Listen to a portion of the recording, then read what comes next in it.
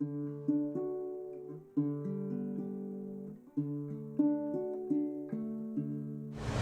you ready? Yeah, let's go. Let's do it. The sports wrap. It's September. It is September. And you know what that means, 2nd. folks? Football, baby. Football. You know, baseball's that little round thing they try to hit, right? Because I'm losing it, and it's just like, you know, I know the Twins are going with the Sox and all like that, but it's football season. And it is football season. No two ways about it, and you know, in the last less than 24 hours, I've watched 3 running backs that sparkle the heck out of the rushing game. I think I know 2 of them. I'm curious on the 3rd one. Well, I'm talking about Trey Potts. He's back in form, and it was good to see him. And then of course Mo Ibrahim, he's just exceptional. And then our young star Cooper Crandall. He was as much fun. You know, you see that back cut that he made in the 4th quarter. He stopped, planted a foot, and he was gone. And everybody was standing there looking at him and watching him because there was nothing they could do. I haven't seen that in a long time. Yeah, I likened it to Barry Sanders-esque, and Coach Edestead liked that analogy. He thought Cooper would like that analogy. I bet he did, yeah. That comparison. Yeah. So, having said that, the Bronco football team loses 44-28 last night to Chisholm, and Cooper Crandall rushed the ball 28 times. Unofficially for 242 yards. Unofficially, I haven't went through and rewatched the tape. Yeah, actually, when I watched, I went over my notes, and that was probably pretty close. I do have a mark where I figured he went over 200, and then he had a couple of pretty nice runs after that. So yeah, he is fun to watch, and like you say, he's worth the price of admission, and you should get a chance, especially if we get nice weather against Moose Lake, Willow River. Watch this kid, and he's only a sophomore. He's going to be around a while. Well, how about a shameless plug? If you can't get to Sports Stadium to watch then watch it. Then you can go to yourliveevent.com or to KCC TV, right where you're possibly watching us right now, and you can watch them there as well. And of course, once you get them on yourliveevent.com, then you go back and watch them on the archives. So you can watch them anytime you like. Well, considering what we watched last night, I'm still fairly pumped about this Bronco season. They have some things to take care of on defense, and they have some things to iron off on offense as far as that goes. But 407 yards of offense is nothing to scoff at. That's right. But if you give up 411, ooh. Yeah, that makes it pretty tough. So that's why you're 44-28. Next week they get Moose Lake Willow River, and Moose Lake Willow River lost to Hermantown 31-14, which I watched the first play of that game. I got to watch the kickoff, and that's all I had time for. I had to see if it was there and that my huddle was working, and it's now working. The game is there. I can do stats, and I can get everything done. And yeah, mine just kind of clicked on this afternoon. Yeah, there was the film was uploaded, and then it went away, got unshared, and now it's reshared. So okay, you should be able to go back and watch that. So I'm gonna clean my glasses. Sorry, everybody, because I feel like I got So anyway, let's talk Gopher football. 38-0 win. Yeah. You watched it. What'd you see besides these 2 fabulous running backs? Well, actually, defensively, the defensive line seemed to be holding their own and actually kind of dominating. And that was one of the things, because they lost a couple of defensive linemen, and I mean to the NFL. They've had particular talent at that position for quite a while. So it was nice to see that. And also, it's like my friend Mark Lundgren said, he was worried about the linebackers, and I thought the linebackers performed fairly well. And the secondary, I thought, performed real well. Shut them down. I mean, they shut out 91 yards of offense total for New Mexico State. Yes, it was. And when you took a look at the rushing, it was even worse. He predicted 48-7, and ends up 38-0. That's close enough for me. That he was just about right on. And next week they get FCS Western Illinois, and they better P-pound them guys as well. We're going back to the old days where, I have to take a look. Ohio State's playing Notre Dame. Minnesota's not playing Notre Dame opening game, I'll tell you that. But last year Notre they Dame did won't play. have anything to do with us. The bums. The bums. The bums. Boy, I'm glad you used that word because I was coming with a lot worse word than that. Oh, be careful. You pot liquor. Yeah. Blah blah blah. Anyway. So, but I've noted, getting back to Notre Dame, they've got some coaches to replace, a whole program to replace. Brian Kelly pulled the plug on them, kind of, I think, unexpectedly, and and so Notre Dame, they rated way up there, but maybe they can do that with talent, but they have some work to do. Ohio State is favored by 17 points. Can you believe over that? Notre Dame? Number 2 versus number 5, and they're 17 rated points. that they're favored by 17. And then I saw a little thing on ESPN today that they are saying that Alabama is the most favored team in the last 20 years. They're right now, if you go and look at what they're favored by in all these games throughout the 12-game regular season, it's the most anybody's been favored in the last 20 years. So they're trying to tell us that Alabama has really got no peer, is what they're trying to say. In the last 20 years. No, yeah, they got no peer this year. This year. No, There's nobody. Yeah. You might as well just hand them the trophy now. Yeah, There's not. You just give it to them. how's Georgia going to feel about that? Georgia's going to be ticked off about Yeah, that. I was just wondering. Yeah. And then you take a look. I mean, they got a portal like a postal exchange down there in that Southeast Conference. I mean, these kids are flying all over. Well, did you hear that they're gonna put a window on it? When you can and can't transfer, use the portal now. Oh yeah. Oh yeah, it's there about was time some- that they are gonna try to rein that in. Well, it's like Nebraska picked up this Casey Thompson, who was one of the best quarterbacks in the Southeast Conference last year from Texas. Really, really going to be in the super spotlight. Now, I don't know how they recruited him or how he weaved his way from Texas to Nebraska, but they did need help at quarterback, and all of a sudden they got this super guy at quarterback. The fact of it is that it's an 11-man game, and if you don't have the other 10, I don't care who you have working. You know, it's money might have something to do with it. You said something there. Oh, the SEC, Alabama. Yeah. Where was I going to go with it? Oh man, losing my mind. Darn it. Well, I mean, That'll come back. If it was that important, it'll come back. Well, to me, but- and you got all these characters down there, and you got Nick, and you got Jimbo. I mean, who's? I haven't. Jimbo's a great name for a coach and a hound dog, but I mean, what can I say? There was once a coach down in New Orleans and Houston called Bubba, and he was one of the finest coaches that ever existed. So, you kind of got to pick it up a little bit at a time, but that Southeast Conference, that's a crazy place football-wise. Yeah, there's some good games on the schedule for tomorrow. Obviously, the Ohio State Notre Dame game at 6:30 is the highlight of the day, and I'm trying to clear my calendar enough so that I can sit down and watch some of it. I hope to. No, I hope to too. I hope I can get home quick enough to watch it. Anyway, what do you think? Notre Dame or Nebraska, and I think Notre Dame, but it's the other ND, North Dakota are playing. Yeah. Now that's going to be an interesting game. I think it could be interesting because Nebraska, no matter how much the coaches tell them, are going to be going, it's FCS, right? This is where big boys get in trouble. Well, you got to remember now, Nebraska played in Ireland on Saturday, right? Come all the way back across the pond, get all your eggs in a row, but you got jet lag, baby. Well, you do. You got all kinds of things, and for them to watch out for the Fighting Hawks. Don't be surprised. For them to go to Dublin, Ireland, and play a team coached by Patrick Fitzgerald, somebody really screwed up the schedule on that one.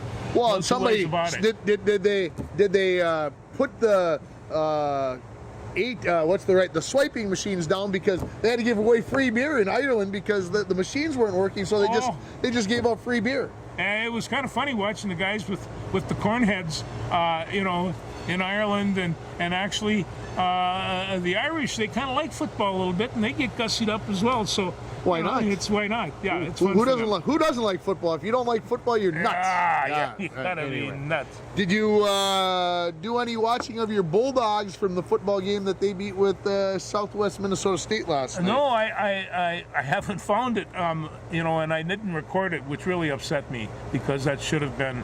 I don't know why I didn't think that was going to happen. Anyway, I think that the Bulldogs, they have to get over the fact that they still really haven't found a replacement for Jack Larson. Even last year, as they had mixed results, but I think they're going to stabilize some people there. They have a guy that does everything. Will play tight end. Will be a running back. Will even take snaps. He's on the Wildcat. This kid is really something. They've got a good bunch of people now. Whether or not they can pull this in for a championship team, I mean, all my guys down at Chaska say they can, but it's hard to say. And Bemidji, I've been watching them build their program for the last 3 or 4 years, and they're good. They did this intentionally, and they're the only team in Western Minnesota now after Crookston left. These guys, they tend on being successful, and I have no doubt that if they stay focused, they will. Yeah, Mankato defeats Bemidji State 37-34 last night, so it must have been quite the exciting game. I have no other details other than the score, but obviously that would have been a fun game to watch. It would have been a fun game to watch, and we'll also see what UMD does, with the old Mavs. So, hey, it's going to be a good season. There's no two ways about it. And things changed when St. Cloud dropped their program. There's all of a sudden, one more team. That's 100 extra players every year, and it's I feel real bad St. Cloud had to do that, I still don't quite understand why they had to do it. I don't either. They tell me that it's money, and I can't believe it. They got 20,000 people that go to that college. Lots of kids. Yeah. Lots of people. Yeah. Vikings cut 2 backup quarterbacks since the last time we chatted on the air. Tell me your feelings about that. Well, I tell you, it's like I said, I knew that Kellen Mond was going to be a backup quarterback. I just didn't think he'd be with the Cleveland Browns. Eh? And so there he is. He's a Brownie now, and we've got a new backup quarterback. The key is they need a third. And so they're going to be going around looking for a third. I think they found one yesterday. I don't know his name, but they did pick somebody up to sign to the practice squad. And what that tells me is that what they had signed Kellen Mond for, and Sean Mannion for that matter, what they had signed, the amount of money they had signed him for, they couldn't justify keeping him around as a taxi squad, as a practice squad player, and they had to let him go. And a lot of overhead. Yeah. A lot of overhead. And of course, does that mean Mike Zimmer was right? Well, Mike Zimmer was right about a lot of things, but he just was a step behind the times a little bit, as it appears. I mean about Kellen Mond is where I'm going. No, he said he couldn't play, didn't think he was worth the draft pick, and... No, I think Kellen Mond's a really good football player. Okay. And I think... So you're saying Mike Zimmer's wrong? I'm saying he can't evaluate good quarterbacks. Mike he's the old time that quarterback's got to drop in the pocket and stay there until he gets time and gets a receiver open and he delivers. He isn't supposed to be doing anything other than that. And Mond is not that kind of a player. He is. He's going to be chucking and jiving and doing all kinds of things. No, I think he'd be just fine. We'll talk more about the NFL next week. Yeah. We'll have our picks for the division winners. I promise we'll have that information, and then we'll pick our Super Bowl winner. Green Bay. Wow, there's a shock, everybody. Yeah. Because the Vikings are going to win about 42-1 in Week 1 over the. Yeah. Anyway. Just depression on that Monday morning is going to be awful if they lose. Hey, I'll look at it this way, just speaking to it briefly. If the Vikings lose to the Packers, obviously it's whatever. But I don't know what this team has got. I don't either. We didn't see the first. Nobody played. I don't know what they got. I don't know what's going to happen. And maybe it was done on purpose so that Green Bay doesn't know either. And maybe that's good coaching. After BZ Johnson got hurt in the Denver game and you lose him for the season, maybe keeping those guys out and not playing them a single solitary down, maybe it was smart. I don't like it, but maybe it's the right call. It's one of those things where, in college, there's at least 2 days in which there's going to be contact, hard contact, full goal contact. But they never do it on Friday before the game. And so maybe they've just taken this to the nth degree here. And St. John's, they never had contact ever. They would just lollygag through their practices, and then on Saturday, they would be so frustrated they'd start hurting people. Well, I imagine, also helps when you got 200 of the best kids in the area and nobody else can get them. So, Johnny's, Johnny's play Whitewater on Saturday, so keep an eye out for that. I forgot to look to see who St. Thomas was playing in D1. I forgot to look for them. Well, I have to say this, for the 1 year in D1, I think St. Thomas is doing really well.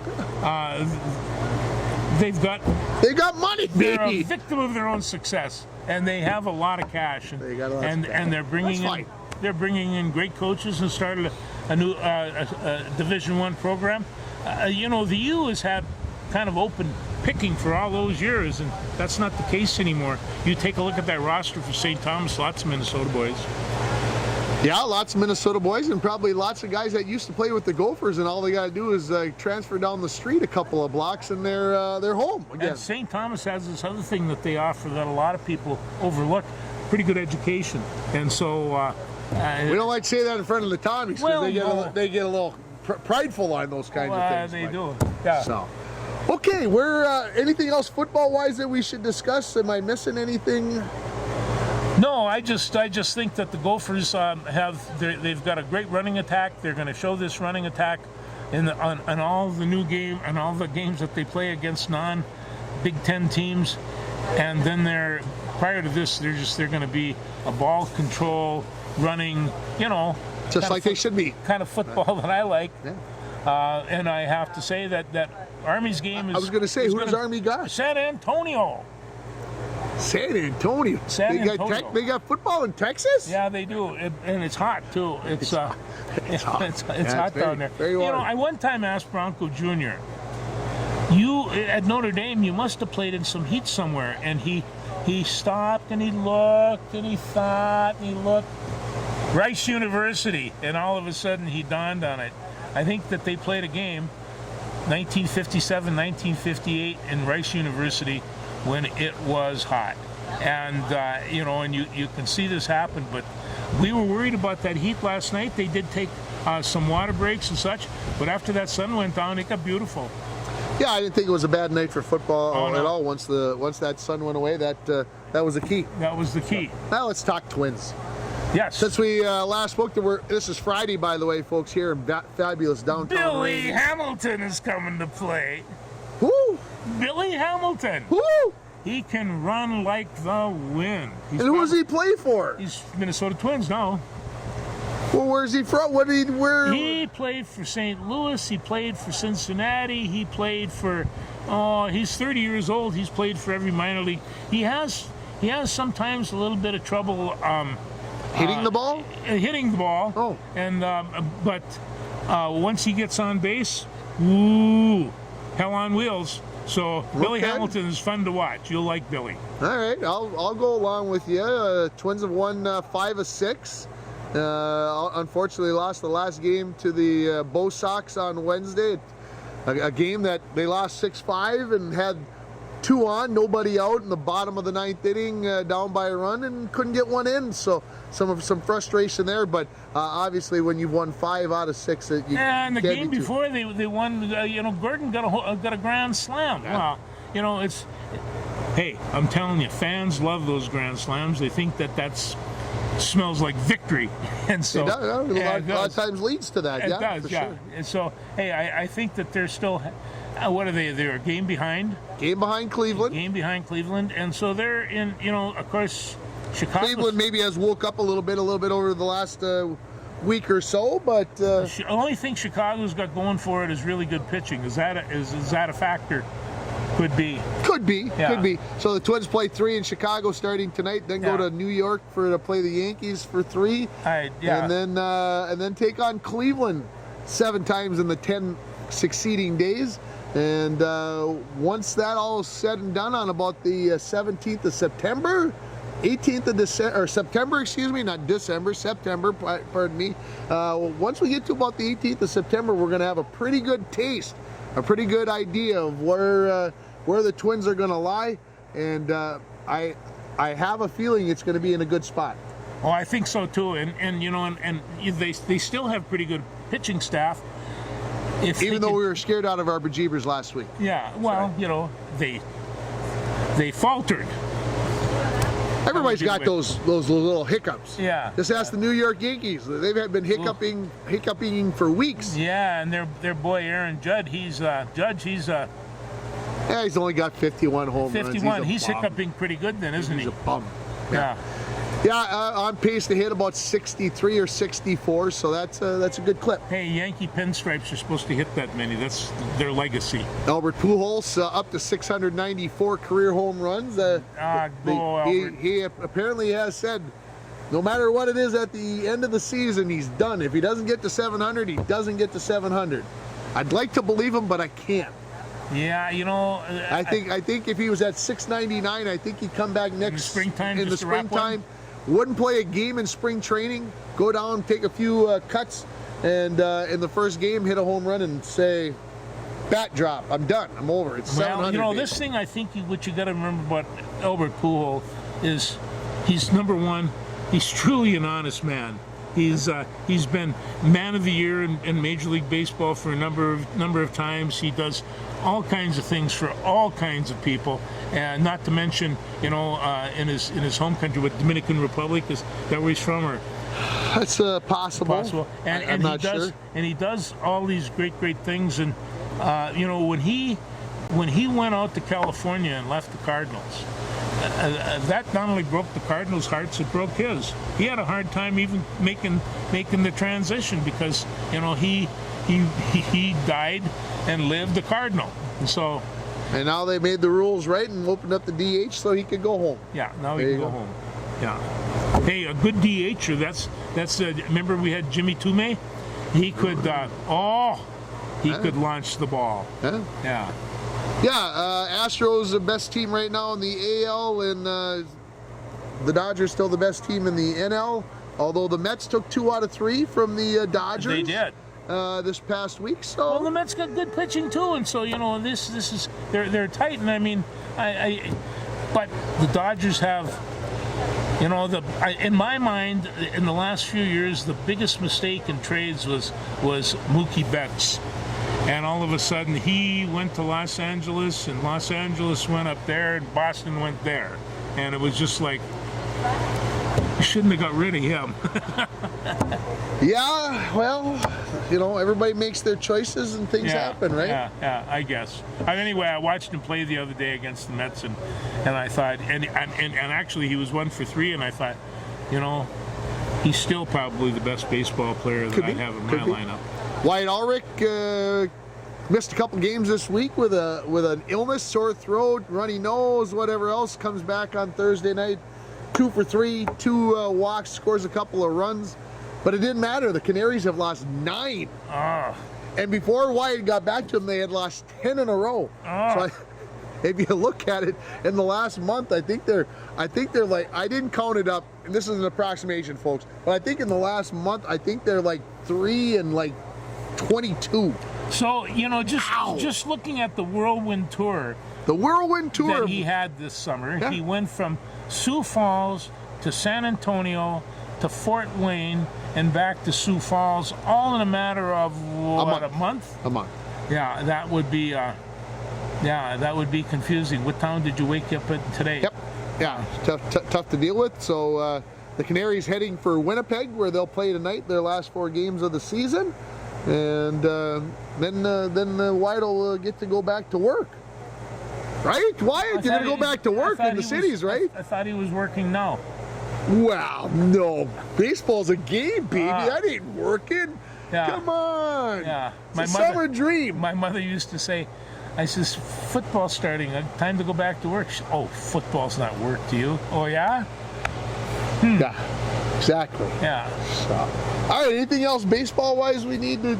No, but I tell you, I make fun of the fact that football's starting, but baseball is really starting in earnest too. Yeah. It's going to start getting hot here. Final month. Yeah, and it's every one of these games are tight, and and there's some good teams. There's 5 or 6 teams out there that can win this whole thing, and everybody forgets about last year's defending champions. And they don't even talk about them, and they're the ones that knocked the Dodgers out of contention, as I recall. So it's things can happen. St. Paul Saints scored 18 runs last night. Yes! 9 in one inning, 8 in another inning. Yeah. Not too shabby. Just a little whatever. Okay, I want to talk tennis. Yes. Let's talk Good Serena idea. Williams. If What we else might are you going to start talk there. about? Well, there's other things going on at the U.S. Open, but I will sit here and be very honest. If you'd have told me last week when we recorded the show that Serena Williams was going to win her first 2 matches at the U.S. Open, if you'd have said that, I'd have sent you home in your car, told you couldn't have a drink after we got done because you had already had enough. Yeah. And maybe didn't have any because she was not playing what I would call good tennis.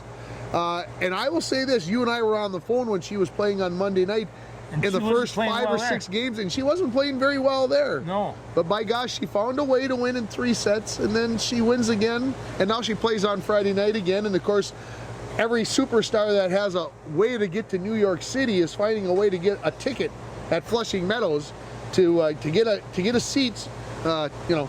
Tiger Woods and everybody else. I mean, they're in there. And everybody's cheering their brains out for her, and not that they shouldn't be, folks. Don't get me wrong, but it's kind of fun to watch just the crowd react because every hit seems like it's for the title, and it's not.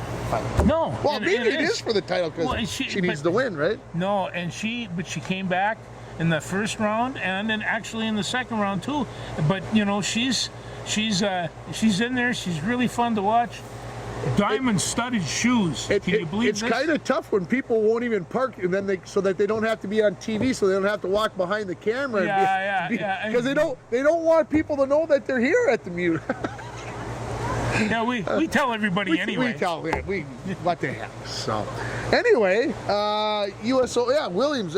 Okay, so she plays tonight in the 3rd round. Does she win? It's going to be tough from this point on, but.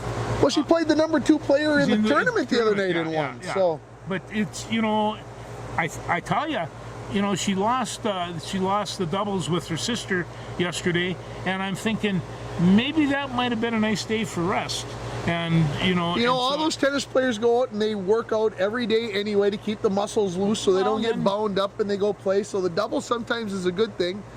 Yeah, I thought it was all right that she went out and played and whatever else. Play with Venus one last time. That's the last time they're going to do it? It's probably last time they're definitely going to do it at the U.S. Open. Yeah. But that incredible stat about Serena, 21-0 all time. 21-0. All time at the U.S. Open in the first round, which she shouldn't. But even they had a picture of her when she was in 1999, when she was 16 or whatever, and now when she's 40 or 17, whatever she was, and. You hardly could recognize with the braids and the beads in the hair and the whole 9 yards. She was taking some grief about the tournament in England, Wimbledon, and she shouldn't have played in Wimbledon. She was disappointed. Yeah, well, this isn't Wimbledon. This is the Open, and she is playing really well right now. I hope the lady the best. I had this Jimmy Connor-esque feeling the other night when I was watching. You might recall Jimmy Connor was there. What, about 2000, 1994, whatever. It couldn't have been 2000. Couldn't have been that long. 1992, 93, whenever it was. He's 39 years old. He's running around and he's jacking the crowd up. And I think that's where we see Serena. I think she makes it to week 2. I'm serious. The way she's playing right now, the way the crowd is behind her, but at some point next week, the adrenaline, the legs are going to run out of gas, but maybe next week we'll be talking about. You bring that up, the crowd behind her. I have not seen a crowd behind a tennis player like that. Not since Jimmy. I mean, seriously, not since Jimmy. I mean, they are just, and every time she does something well, and then of course at the end, the accolades that she gets are just stunning. So hey, everybody likes they kind of like an icon, and Serena Williams is definitely that. Lots of upsets on both sides of the draw at the U.S. Open. Number 2, number 4 for sure gone. I know on the women's side, on the men's draw, they lost 8, 6, and one more in the top 10. Oh, and it was Taylor Fritz at number 10. So you already have lost 3 of the top 10s. That was through the first and second rounds for the men. There's some stuff going on there. It's going to be. There was some heat they had to work through on this thing too. Yeah. So it's and these matches last forever. It's brutal. Leylah Fernandez and Emma Raducanu, who made the final last year as young bucks, unseeded. One of them a wild card. Both of them gone in the first round. Yeah. They're gone. So, hey, you got to be playing good tennis all the time. It's not easy to do. Things happen. But I have had a little time to watch, and I'm hoping this weekend with 2 TVs on, I can have a college football game on one and a little tennis on the other. Well, I was thinking about dumping my ESPN Plus until I realized, let's see what works on Saturday. So there's a lot of football games you wouldn't pick up ordinarily. Yeah, ESPN Plus is you might pick up a Gopher volleyball match. You want to transition? I tell you, if you want to do that, because on the Mike Rand podcast, they talked about exactly that. Now, Minnesota volleyball is, they're ranked certainly within the top 5 or 6 in the country. They're ranked top 4. They're 4 this week. They lost once to Texas, who's number one in 4 sets, and they talked about how there's 15,000, 16,000 people at the finals of these, and the Gopher gym is packed when they're there. And how come the volleyball team doesn't get any of the cash? And so this is where it goes. It's like, here has the volleyball team proven that it has a good sports product? I think so. Have they been proven to beat some of the top teams in the country? And in the last 4 or 5 years, they certainly have. And yet they basically are still providing for themselves. And they says, football right now soon will be awash. So they want Cash. So Rand wants more cash for them, so they can. This wasn't Rand. This was one of Rand's guests. Okay. But what do they want the money for? I'm curious. We're getting some of the best players in the nation. Do we want better players? No, but all their equipment, all their supplies, and everything, they're basically providing that stuff by themselves, and they really are not getting the support from the U of M that they feel that they should be getting this, because of their success. And you got to wonder. I never really thought about it, but that's a concern. All those other teams are getting an awful lot of sports. And I'm just. Yeah. I'm shooting from the hip here. Yeah. Obviously, a football program needs a little bit more because you need the pad. For volleyball, you need some knee pads, some volleyballs, and some shoes. Yeah. You want to know So something? you can't compare that the football program is getting $7 million and the volleyball program's only getting $500,000 because you're comparing what apples. you're comparing is that they're getting $7 million. The volleyball program is getting a lot less than $7. Well, but you can't. Right now, the volleyball program doesn't need $7 million. Right now, the football team is not selling donuts to make their ends meet. They don't have to. They've got the contract that gives them all kinds of money that they don't need to do that. Right. That's exactly, and yet the volleyball teams do. And so they're just saying, let's little equity, and there should be equity. There's not equity in the basketball programs either. I can't disagree with that. Don't get me wrong, but at the same time, you can't compare football to any other sport. I'm not comparing. I'm saying they're awash in cash, and they are all part of the university. And share the wealth. What does it hurt? I mean, going to build another coliseum to football? It's people have to take a look at volleyball as being a top shelf Minnesota Gopher sport, and it is. I don't know. No disagreement there. Yeah.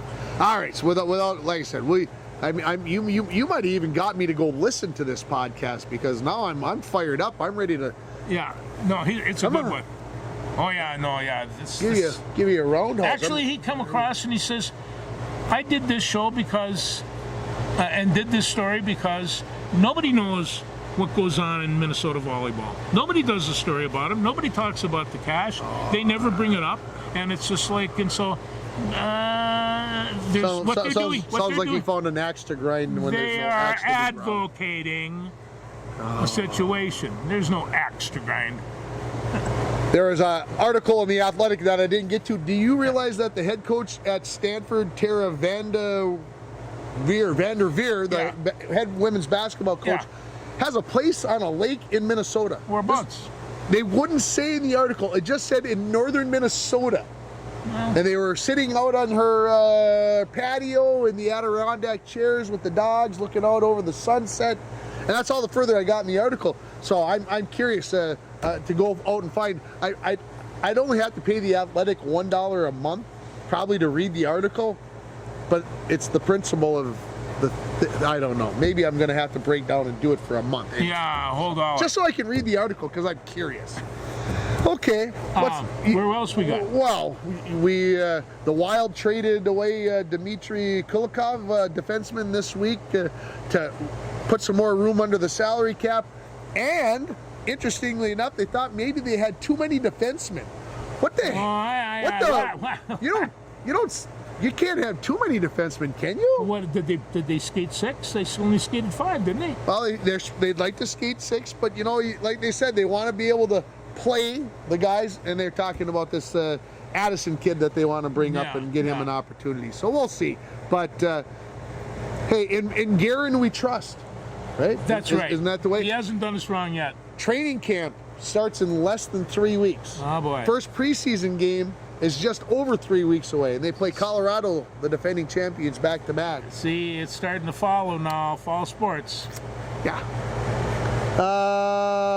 We should talk a little bit about Chet Holmgren, because when we did our show last week, we got done, put the film down, put the camera away, pick up the phone, and Chet Holmgren's done for the season. What really amazes me is earlier this year when they were doing NBA Summer League, and I just happened to be watching them, and I'm thinking, you've got a very expensive basketball player here. Why are you playing him in this Summer League? And he could, and you brought it up too. They meet injuries, foot injuries, blah blah blah. That was about 3 weeks before it happened. He never should have been playing in that league. That's as stupid a thing as I've seen in a long time. Yeah, he's playing in a Pro-Am, and LeBron dunks on him, and Yeah, no, this is that. And and the thing of it is that the kid's got all these good things. He can do, has all these basketball skills, but he looks a little fragile to me. And so, and you take a look at that in NBA, there's a lot of guys that are long and lean, but there's nothing fragile about them. They'll club the heck out of that kid, but they won't be doing it for a year. It might be a good time for him to sit on his butt and gain a little weight. Yeah, get fat checked. Yeah. Come on, we'll start calling you fat check. Beer and pizza. Oh, that's where I'd go. Oh, heaven's sakes, I can't believe. Anyway, think about this now. Yesterday, the Utah Jazz traded Donovan Mitchell, who wanted apparently out of Utah. They traded him to Cleveland. And Cleveland sent them like 3 players and like 5 draft picks. Holy cow. Now, do you remember the Rudy Gobert thing? I do. The Rudy Gobert, when they traded from Utah to the Wolves here, whatever that was, 2 months ago, we traded like 9 guys, a whole bunch of them. 5 players and like 4 draft picks. What is Utah planning to do with all these draft picks? I don't know, and they're starting all over from scratch, but it seems to the other parts of the league are working out real well. So Kevin Durant had to put his tail between his legs and said, I'm going to play for the Nets. Nobody wants me. Nobody can afford me. Nobody wants to play with me. Maybe that's the key. Who knows? I don't know, but I think there's a lot of guys that would like to try to play with him, but they know that that's going to be tough. When he's out there doing his thing, he's one of the best I've ever seen. He is.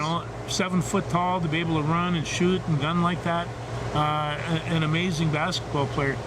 The thing of it is that the emotionality gets ahead of him, and it does with a lot of superstars. It really does. That's one of the reasons, on the court, I really kind of like LeBron James. He never let his emotionality get ahead of his basketball, and I never seen him really, curse a lot of people because he was, the meanest guy in the valley. He's able to do that. So But Michael's still better. Okay. yeah, oh yeah, no, he is. No, I can't argue with that. I can't The argue. Loons. Last Saturday, Yes. nice comeback win against Houston 2-1, and then It all they fell decided that they were going to mess with the chemistry a little bit. They were going to move some guys around, Somebody took a weekend off. and so they lose 3-0 to Real Salt Lake on Wednesday. Now they come home. They play Austin on Saturday tomorrow, and hopefully they'll be able to turn it around, keep this momentum. Hopefully, throw that game away. It's almost like they did it on purpose. I'm not sure. Are they having any more Winter League games? Oh, I Nothing don't know. scheduled? Well, that was a USA thing. Oh. So I don't think we'll see anything. Of course, the World Cup starts in November. So yeah, before Alliance Stadium gets another winter game, I think it'll be a year or two before we get to that. So, what else do we got? What do we got? We got any golf going on? No golf going on. Scotty Scheffler choked last week, He for did. lack of a better term, and Yeah. allowed Rory McIlroy to win his third title all overall. Oh, that was a good pop. And it happens, right? Even to the best players in the world, they can't seem to buy a birdie. That's one of the real I can't things, buy 'em. good things about golf is you see these guys, they put themselves in such a hole, and then all of a sudden they come up with this miraculous shot out of the grass, over the trees, under the creek. I mean, how do you practice that one? So I think a really good golfer is the one that gets himself out of trouble, not the one that gets himself in. Yeah, so that kind of puts an end to the PGA golf season. Of course, the President's Cup is coming up in 3 weeks when the Americans take on the Internationals, and they should win that pretty handily, despite not having, at least in my mind, despite not having some of the superstars that have gone to that other league that we aren't even going to talk about. We are not allowed to mention on this show or any other show that Tim is involved with anymore. We are done talking about that. Unfortunately, we have to talk about it in order to be able to talk about why things are changing. But Mickelson did say today that all the controversy is good for golf because everybody's making more money, baby, and that's what it's all about, is the money. Yeah, that's what it's all about. Show me the money. But of course, Phil Mickelson has always been worried about the money. He's always paid too much in taxes. He's always been picked on in a variety of forms.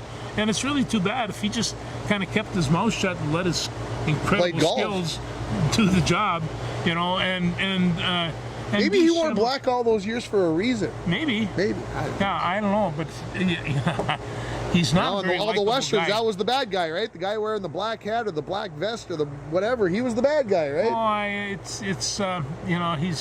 he's an interesting guy, and I hope he has a nice family, and I hope he lives a long and fruitful life. I hope he never plays in the PGA again. Tell us how you really feel, George. He just doesn't deserve it. Bronco volleyball team has started the year off 3-0. I hope that's not a jinx to put them on there. They got a tough match coming up. They play Mesabi East on Tuesday on the road. I am dead excited that on a Tuesday night I get to drive all the way to Aurora and watch that match. I hope it goes 5 sets, because that's where I got a prediction it's going to go. It's going to be that tight. It's going to be that good. And So you'll be home late again on Tuesday. On Tuesday night. Yeah. And George will probably find a way to get me out here next Wednesday, and we'll probably talk about our football doubleheader. But George has decided he's going to come to Canada with me and do a football game on the radio. God bless his heart. And then after that game gets over, we're going to drive back across the river. We're going to do a Bronco football game right after that. So I hope they don't keep us over there on account of a political situation, but we'll be all right. Well, getting back into the States isn't any problem. Oh, well, then we're fine. We'll get into Canada plenty early. Heck, we might even go over and have lunch somewhere. That'd be fun. You never know. They got good lunches over there. Not like I had a cacciatore sandwich for lunch today. That's what we had for lunch yesterday. That was a good meal.